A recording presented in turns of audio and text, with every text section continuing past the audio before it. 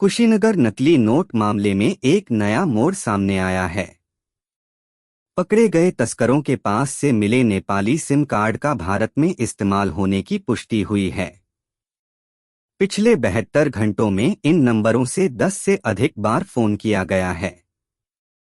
Police अब यह पता लगाने में जुटी है कि इन नंबरों पर बात करने वाले लोग कौन हैं और उनकी क्या भूमिका है। मुख्यमंत्री योगी आदित्यनाथ ने त्योहारों से पहले प्रदेश की सभी सड़कों को गड्ढा मुक्त करने का निर्देश दिया है। अधूरे हाईवे पर टोल टैक्स नहीं वसूला जाएगा। सड़कों के गड्ढा मुक्ति और नवनिर्माण अभियान के तहत करवाए जा रहे कार्यों की जियो टैगिंग कर उसे पीएम गतिशक्ति पोर्टल से जोड़ा जाएगा। सीएम ने कहा, हर एक आदमी के लिए सड़क पर चलना सुखद अनुभव वाला होना चाहिए। प्रवर्तन निदेशालय ईडी ने पूर्व सपा विधायक आरिफ अनवर हाशमी पर शिकंजा कसते हुए उनकी 8.24 करोड़ रुपए की संपत्ति जब्त की है। ईडी ने लखनऊ, बलरामपुर और गोंडा में स्थित हाशमी और उनकी पत्नी रोजी सलमा की 21 संपत्तियों को जब्त किया है। इनमें फ्लैट, कृषि और व्यावसायिक भूमि शामिल है। ईडी ने हाल ही में हाशमी और उनके परिवार के बैंक खातों की भी जांच की थी। उत्तर प्रदेश के वाराणसी जिले में हैरान करने वाला है। यहां आजमगढ़ के बदमाशों को वाराणसी में प्रतिबंधित हथियारों के साथ गिरफ्तार किया गया। पुलिस पूछताछ में बदमाशों ने खुलासा किया कि वे जनता पर रौब गांठने के लिए इन हथियारों का इस्तेमाल करते थे। पुलिस ने बदमाशों से एक विदेशी ग्लाक पिस्टल, एक देशी पिस्टल, एक देशी तमंचा और कई कारतूस बरामद किए हैं। उत्तर प्रदेश के मुख्यमंत्री योगी आदित्यनाथ ने घोषणा की है कि बाराबंकी को खेल राजधानी बनाया जाएगा। इसके अलावा केडी सिंह बाबू की कोठी को संग्रहालय में बदला जाएगा ताकि युवाओं को खेल के प्रति प्रेरित किया जा सके। मुख्यमंत्री ने यह भी कहा कि बाराबंकी विकास की नई कहानी लिखने जा रहा है, जिसका लाभ राजधानी लखनऊ और अयोध्या के बीच स्थित होने के कारण अवश्य मिलेगा। सांसद हरिद्वार और पूर्व मुख्यमंत्री त्रिवेंद्र सिंह रावत ने लखनऊ में उत्तर प्रदेश के मुख्यमंत्री योगी आदित्यनाथ से मुलाकात की। उन्होंने इकबालपुर नांगल परियोजना के संबंध में उत्तर प्रदेश की सहमति को लेकर वार्ता की और एक प्रस्ताव भी सौंपा। इस परियोजना के धरातल पर उतरने से उत्तराखंड की 15,280 हेक्टेयर भूमि सिंचित होगी तो उत्तर प्रदेश की 17,850 हेक्टेयर कृषि भूमि को भी लाभ मिलेगा। लखनऊ हाईवे के पास स्थित एक पटाखा फैक्ट्री में मंगलवार शाम को विस्फोट हो गया, जिससे आसपास के इलाके में अफरा-तफरी मच गई। धमाका इतना तेज था कि फैक्ट्री की छत का कुछ हिस्सा और पीछे की दीवार गिर गई। हालांकि इस हादसे में किसी के हताहत होने की खबर नहीं है। तहसीलदार ने घटनास्थल का निरीक्षण कर संचालक से मामले की जानकारी ली है। पुलिस ने बकरी चोरी में वांछित 4 बदमाशों को पकड़ा। स्वाट टीम को मऊ गांव के पास ब्लैक फिल्म लगी कार को देखकर शंका हुई और पीछा किया। 2 बदमाश पैदल पकड़े गए जबकि 2 तालाब में कूद गए। सिपाही कपिल सिंह ने साहस दिखाते हुए तालाब में कूदकर एक बदमाश को पकड़ा। सभी बदमाशों से पूछताछ की जा रही है और उन पर पहले से कई केस दर्ज हैं। प्रतापगढ़ में दिनदहाड़े गल्ला व्यापारी के सहयोगी से 4.15 लाख रुपए लूटने की घटना का पुलिस ने 12 घंटे में पर्दाफाश किया है। मास्टरमाइंड अमन जायसवाल समेत 3 बदमाश गिरफ्तार, लूटी गई पूरी रकम बरामद हुई। 2 आरोपी पीड़ित व्यापारी के पड़ोसी निकले, जिनमें से एक का पिता ग्राम प्रधान है। आरोपी अमन का कोई आपराधिक विवरण नहीं मिला है। सरोजनीनगर में सोमवार को 2 युवकों ने पड़ोस में रहने वाली 5वीं की छात्रा को जबरन कार में बैठा लिया। इसके बाद होटल ले जाकर बारी बारी से दुष्कर्म किया। आरोपितों ने अश्लील वीडियो बनाया और शिकायत करने पर वायरल करने की धमकी दी। इसके बाद बेसुध हालत में घर के पास फेंक कर चले गए। पिता को देखा तो आपी बीती सुनाई। उत्तर प्रदेश के आगरा जिले में एक हैरान करने वाला मामला सामने आया है। यहां कैंट रेलवे स्टेशन पर जीआरपी के सिपाही रविंद्र चौधरी ने एक बुजुर्ग व्यक्ति की जान बचाई। बुजुर्ग को सीने में दर्द हुआ और वह गिर पड़े। रविंद्र ने तुरंत सीपीआर देकर उनकी जान बचाई। इस घटना का वीडियो सोशल मीडिया पर वायरल हो गया है। लोग रविंद्र की तारीफ कर रहे हैं। सुप्रीम कोर्ट ने मंगलवार को राष्ट्रीय बाल अधिकार संरक्षण आयोग (एनसीपीसीआर) की याचिका खारिज करते हुए कहा कि हमें अपने एजेंडे में न घसीटें। अदालत की यह टिप्पणी उस याचिका पर आई जिसमें झारखंड में आश्रय गृहों द्वारा कथित तौर पर बेचे गए बच्चों के मामलों की एसआईटी जांच की मांग की गई थी। यह आश्रय गृह मदर टेरेसा द्वारा स्थापित मिशनरीज ऑफ चैरिटी के अंतर्गत चल रहे हैं। प्रधान न्यायाधीश डीवाई चंद्रचूड़ की अध्यक्षता वाली 3 सदस्यीय पीठ ने मंगलवार को हाई कोर्ट के फैसले को चुनौती देने वाली पंजाब सरकार व 2 अन्य की याचिकाएं खारिज कर दी। पीठ ने कहा कि हाई कोर्ट ने बिल्कुल सही फैसला दिया है। कोर्ट ने कहा कि एनआरआई कोटे की धोखाधड़ी बंद होनी चाहिए। इसने देश की शिक्षा प्रणाली की गुणवत्ता कमजोर की है। त्रिपुरा मिलिटेंट सरेंडर त्रिपुरा में national liberation front of Tripura (NLFT) और all Tripura tiger force (ATTF) से जुड़े करीब 500 उग्रवादियों सरेंडर कर दिया। इन उग्रवादियों ने राज्य के सीएम माणिक साहा के सामने सरेंडर किया है। मुख्यमंत्री ने पूर्वोत्तर राज्य को पूरी तरह से उग्रवाद मुक्त घोषित किया। उन्होंने कहा कि ये लोग मुख्यधारा में शामिल हो गए हैं। एनआईए ने मंगलवार को तमिलनाडु में 11 स्थानों पर छापेमारी की। मामला इस्लामिक संगठन हिज़्ब-उत तहरीर (HUT) के चुनाव विरोधी अभियान से जुड़ा है।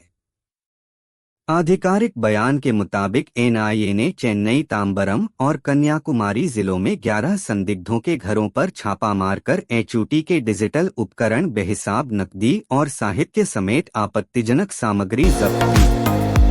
HUT एक कट्टरपंथी संगठन है। CID investigate Badlapur encounter case मंगलवार को एक वरिष्ठ पुलिस अधिकारी ने कहा कि यह मामला पुलिस हिरासत में मौत का है, इसलिए इसकी जांच सीआईडी करेगी।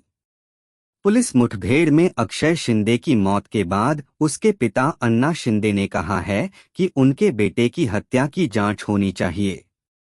उसकी मां ने भी इस मुठभेड़ को पुलिस और बदलापुर स्थित स्कूल की साजिश करार दिया है। अमेरिका ने यूएई को भारत के बाद अपना प्रमुख रक्षा साझेदार बनाया है। अमेरिका ने अभी तक सिर्फ भारत को ये दर्जा दिया हुआ था। कई अंतर्राष्ट्रीय जानकारों ने अमेरिका और यूएई की तरफ से की गई इस घोषणा को वैश्विक फलक पर दूरगामी असर वाला करार दिया गया है। इसे खाड़ी क्षेत्र में अमेरिका के घटते प्रभाव के तौर पर भी देखा गया था। बाजार नियामक सेबी की नई रिपोर्ट के अनुसार इक्विटी फ्यूचर एंड ऑप्शन में 10 में से 9 रिटेल या इंडिविजुअल ट्रेडर को लगातार नुकसान हो रहा है। 3 साल में इन्हें 1.81 लाख करोड़ रुपए का नुकसान हो चुका है। सिर्फ 2023 से 24 में इन्हें लगभग 75,000 करोड़ का घाटा हुआ है। छोटे ट्रेडर घाटे में हैं, लेकिन बड़ों को फायदा हो रहा है। मुड़ा लैंड स्कैम कर्नाटक के मुख्यमंत्री सिद्धरमैया को मंगलवार को हाई कोर्ट से बड़ा झटका लगा। कोर्ट ने मुड़ा जमीन घोटाले में राज्यपाल थावरचंद गहलोत के आदेश के खिलाफ दायर सिद्धरमैया की याचिका को खारिज कर दिया। कोर्ट ने कहा कि इस मामले में जांच जरूरी है। मुड़ा लैंड स्कैम क्या है, इसका खुलासा कैसे हुआ, सिद्धरमैया और उनके परिवार के खिलाफ क्या-क्या आरोप लगे हैं, यहाँ पढ़िए पूरी रिपोर्ट। दिल्ली और पश्चिम बंगाल के बुजुर्गों को आयुष्मान भारत योजना के तहत 5 लाख रुपए तक का सालाना मुफ्त व कैशलेस इलाज की सुविधा नहीं मिलेगी। दरअसल इन दोनों राज्यों ने इस योजना को अपने यहाँ लागू नहीं किया है। देश के 33 राज्यों और केंद्र शासित प्रदेशों में ये योजना लागू हो चुकी है। बता दें कि ये योजना करीब 6 साल पहले लागू किया था। देश भर में तिरुपति बालाजी मंदिर का मुद्दा गरमाया हुआ है। लड्डू में जानवर की चर्बी मिलाए जाने की बात जब से सामने आई है, लोगों का इस मंदिर के लिए प्रसाद बनाने वालों पर गुस्सा फूट पड़ा है।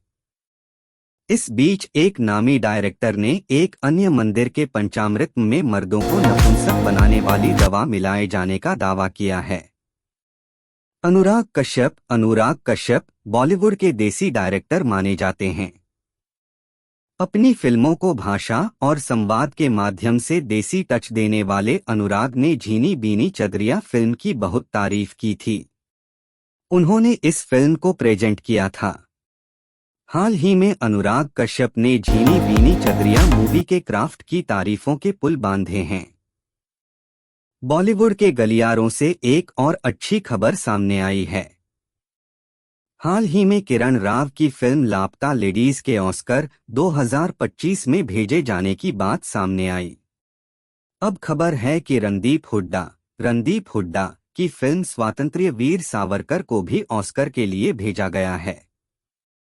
इस फिल्म को बनाने में रणदीप हुड्डा ने काफी मेहनत की थी। फिल्म फ्रैटर्निटी से अक्सर कपल्स के झगड़े और तलाक की खबरें आती रहती हैं। इनमें से कुछ बातें तो सच निकलती हैं, लेकिन कुछ बस एक हवा के झोंके की तरह आने वाली अफवाह होती है। बीते कई दिनों से नेहा कक्कड़ और रोहनप्रीत सिंह के बीच अनबन की खबरें आ रही हैं। अब इस पर रोहन ने चुप्पी तोड़ी है। हाल ही में Aishwarya Rai international fashion event Paris fashion week 2024 में अपना जलवा बिखेरती नजर आईं। हमेशा की तरह उनके लुक ने फैंस का ध्यान खींचा। एक्ट्रेस को इस दौरान अजीब से हेयर स्टाइल में स्पॉट किया गया, जिसके बाद से फैंस ये डिमांड करने लगे कि उन्हें अपना स्टाइलिस्ट चेंज करने की जरूरत है। फेमस शो अनुपमा अपनी दमदार कहानी के कारण लोगों की पसंद बना हुआ है। राजन शाही का यह सीरियल पारिवारिक मूल्यों को बेहतर तरीके से दिखाने वाला शो, जिस कारण कई लोगों की यह पहली पसंद बना हुआ है। हालांकि बीते कुछ दिनों से शो किरदारों के निकलने को लेकर चर्चा में बना हुआ है। इस बीच खबर है कि अनुपमा में लीप आएगा। 27 सितंबर से ग्रीन पार्क स्टेडियम में होने वाले भारत और बांग्लादेश टेस्ट मैच में खिलाड़ियों के साथ क्रिकेट प्रेमियों का भी विशेष ख्याल रखा जाएगा। क्रिकेट प्रेमियों को स्टेडियम के अंदर ही कुल्फी, चाट, पिज्जा, बंद मक्खन, छोला कुलचा और चना खाने को मिलेगा। इसके साथ ही हर दिन 2000 से ज्यादा स्कूली छात्राओं को टेस्ट मैच निशुल्क दिखाया जाएगा और उनको स्टेडियम के अंदर ही भोजन उपलब्ध कराया जाएगा। Ind versus Ban 2 test green park stadium में टेस्ट मैच की शुरुआत लॉर्ड्स स्टेडियम में होने वाले अंतर्राष्ट्रीय मैच की तरह ही होगी। स्टेडियम के न्यू प्लेयर पवेलियन के बाहर रिगिंग द बेल बजाकर पूर्व क्रिकेटर सुनील गावस्कर और रवि शास्त्री टेस्ट मैच का उद्घाटन करेंगे। 76 वर्षों के इतिहास में पहली बार स्टेडियम में घंटी बजाकर किसी अंतर्राष्ट्रीय मैच का आगाज किया जाएगा। अर्जुन तेंदुलकर बर्थडे क्रिकेट के भगवान कहे जाने वाले दिग्गज भारतीय क्रिकेटर सचिन तेंदुलकर के बेटे अर्जुन तेंदुलकर आज अपने बर्थडे सेलिब्रेट कर रहे हैं। अर्जुन अब 25 साल के हो गए हैं। अर्जुन तेंदुलकर ने अपने 25वें जन्मदिन पर सबसे पहले क्या किया, पिता सचिन तेंदुलकर ने इस बात का खुलासा कर दिया है। इसके अलावा उन्होंने अर्जुन के बेहतर भविष्य की कामना भी की। भारत और बांग्लादेश के बीच शुक्रवार से कानपुर के ग्रीन पार्क स्टेडियम में दूसरा व अंतिम टेस्ट मैच खेला जाएगा। भारतीय टीम ने पहला टेस्ट 280 रन के विशाल अंतर से जीतकर सीरीज में 1-0 की बढ़त बनाई। रोहित ब्रिगेड दूसरे टेस्ट के लिए अपनी प्लेइंग 11 में 1 या 2 नहीं बल्कि 4 बदलाव कर सकती है। चलिए जानते हैं कि किसे मौका मिल सकता है।